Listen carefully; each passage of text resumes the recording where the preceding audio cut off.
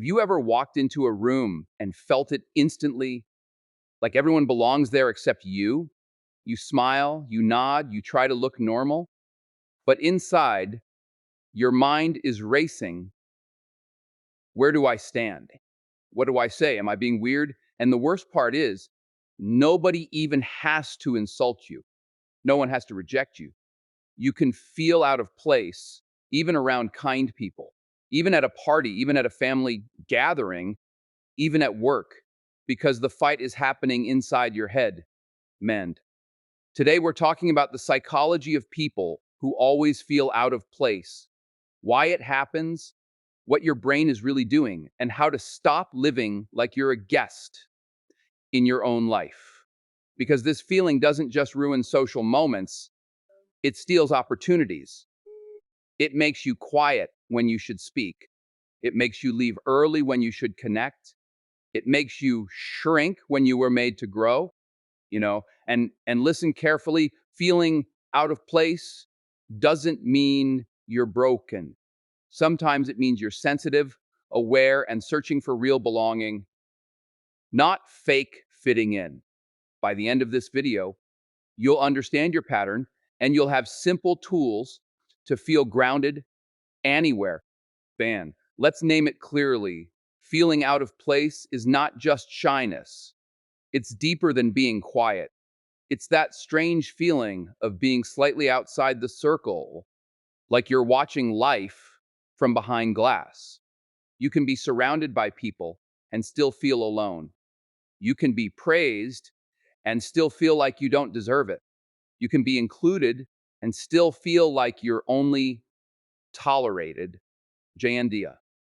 This happens because your brain connects belonging with safety. When your mind senses, I might not fit, it doesn't treat it like a small issue. It treats it like danger. Your body goes into alert mode. That's why your chest feels tight, your thoughts speed up, and you start monitoring yourself, your posture, your voice, your facial expressions, even your laugh. It's exhausting. In this video, we'll break it into simple pieces. First, we'll expose the hidden belonging alarm in your brain. Then we'll talk about where it comes from: childhood experiences, identity mismatch, and the habit of comparing your inside to others outside. After that, we'll flip the script. The same traits that make you feel out of place often make you powerful: deep thinking, empathy, independence, creativity. And finally, you'll learn practical steps to feel at home in your own skin without pretending to be someone else. Minds. Here's the first truth. People who feel out of place usually have a loud inner alarm system. The alarm goes off when you enter a new space, meet new people, or step into a role where you're not fully sure of yourself. It whispers, careful, don't mess up, don't look stupid, don't be rejected.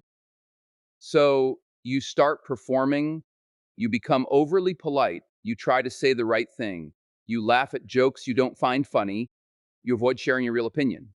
You watch other people for cues, how they talk, how they dress, how confident they look, then you try to copy it. But copying doesn't create belonging, it creates pressure. And that pressure creates the exact feeling you fear. Because when you're busy monitoring yourself, you can't be present, you can't relax, you can't connect. Your body is in the room, but your mind is in survival mode. That's why you leave feeling drained, even if nothing bad happened. Being a simple shift starts here. When the alarm triggers, don't obey it. Observe it. Silently say, my belonging alarm is active. That one sentence turns panic into awareness. And awareness is the first step to freedom. You're not weird, you're alert. Now we learn how to calm the system. Mina. A lot of people who feel out of place grew up learning one painful lesson. Belonging must be earned, but maybe you were praised only when you achieved something. Maybe you were loved more when you were quiet, obedient, easy, or useful. Maybe mistakes were punished with shame. Maybe you were compared to others. Maybe you felt like you had to prove your worth to be accepted. Lembis. When that happens, you don't develop a calm sense of I'm enough. You develop a strategy, perform to stay safe. And that strategy follows you into adulthood. At work, you feel like a fraud. In friendships, you fear being replaced. In relationships, you hide your needs. In groups, you think, if they see the real me, they'll leave. Belanja. So you become the person who adapts to everyone except yourself. You say yes when you mean no. You shrink your personality to avoid judgment. You become liked, but not known. And being unknown feels exactly like being out of place. Here's the healing message. You don't need to earn your humanity. You don't need to audition for respect. The child in you learns survival. The adult in you can learn safety. Um, Start small. Choose one moment a day where you express a real preference, food, music, opinion, without apologizing. Tiny honesty builds real belonging. Some people feel out of place because their brain is extremely observant. You pick up everything, tone changes, facial expressions, energy shifts, silence, sarcasm, the way someone looks away for 1 second. You notice what others miss. That sensitivity can be a gift. But when anxiety is high, it becomes a trap. Your mind starts reading danger into normal human behavior. Someone is quiet, they don't like me. Someone doesn't reply fast, I annoyed them. Two people laugh, they're laughing at me. You're not making it up. Your brain is trying to protect you from rejection by predicting it early, but the prediction becomes your prison. When you're hyper aware, you also become hyper self aware. You hear your voice too loudly. You feel your hands. You question your expressions. You start living in a mirror. And the more you watch yourself, the less natural you become. So you feel even more out of place. Here's a grounding tool. Shift your attention outward with purpose. Instead of asking, how am I doing? Ask, what can I learn about this person?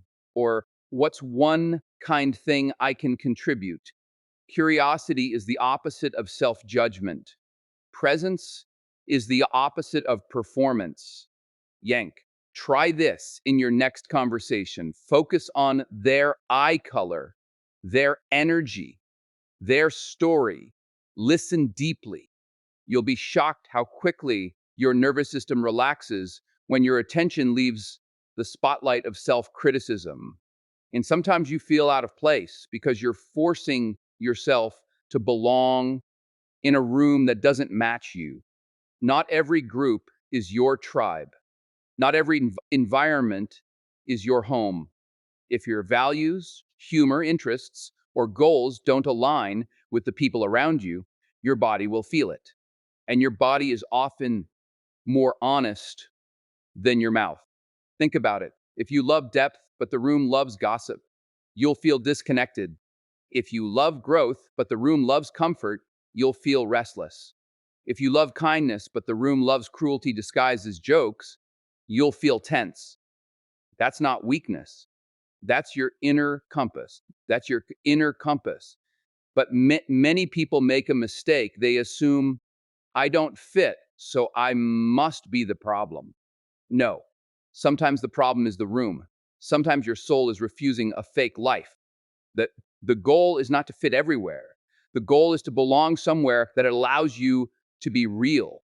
That means choosing spaces that match your values, communities built around learning, faith, fitness, art, business, volunteering, mentorship, places where the shared purpose makes connection easier. You ask yourself this powerful question. Am I trying to be accepted or am I trying to be myself? Because when you become yourself consistently, you start attracting people who don't require you to perform. And that's when out of place turns into finally at home. Okay. People who feel out of place often suffer from a quiet, constant comparison. You compare your inside to everyone else's outside. You know your doubts, your fears, your awkward thoughts, your past mistakes, but you only see other people's confident faces, smooth conversations, and polished success. So you conclude, they belong. I'm the fake one. This is the imposter loop. Even when you achieve something, your mind says, it was luck. Anyone could do it. Soon they'll find out. And that belief forces you to keep proving yourself. But proving never ends because the goalpost keeps moving. Here's what breaks the loop. Reality checking your assumptions. Most confident people are also nervous sometimes. Most social people also overthink later. Most successful people also doubt themselves. The difference is they don't treat doubt like identity. They treat it like weather. It comes and goes. Okay? So your job is not to eliminate doubt. Your job is to stop worshiping it. Hyperpine prompting sacers. When the thought comes, I don't belong, answer back, that's a feeling, not a fact. Then take one small action anyway, speak one sentence, ask one question, introduce yourself once, share one idea in a meeting. Confidence is not a personality trait, it's a skill built through evidence. Every small action is evidence, and evidence builds belonging. Let's bring it all together. If you always feel out of place, it doesn't mean you're defective. It often means you have a sensitive nervous system, a deep mind, and a heart that wants real connection, not superficial approval. Your brain learned to protect you by scanning for rejection. Your past taught you to perform for love. Your awareness makes you notice everything. And sometimes, yes, some rooms simply don't match who you are. But here's the shift that changes everything. You don't need to shrink to fit. You need to grow into yourself. Belonging is not something you beg for. Belonging is something you build. By calming your belonging alarm, choosing honesty in small moments, and placing yourself in environments that respect your real nature. You know? So the next time you feel that old familiar discomfort, don't panic. Pause. Breathe. Say, this is my alarm. This is my alarm, not my truth. Then do one grounding action, ask a question, make eye contact, contribute one thought, or simply stand with calm confidence. The goal isn't to be liked by everyone. The goal is to be at peace with yourself everywhere you go. And remember, the world doesn't need you to be a copy. The world needs you to be you. Okay? If you want real change in your life, subscribe to the channel and hit the bell icon so you never miss a motivational video that could transform your future.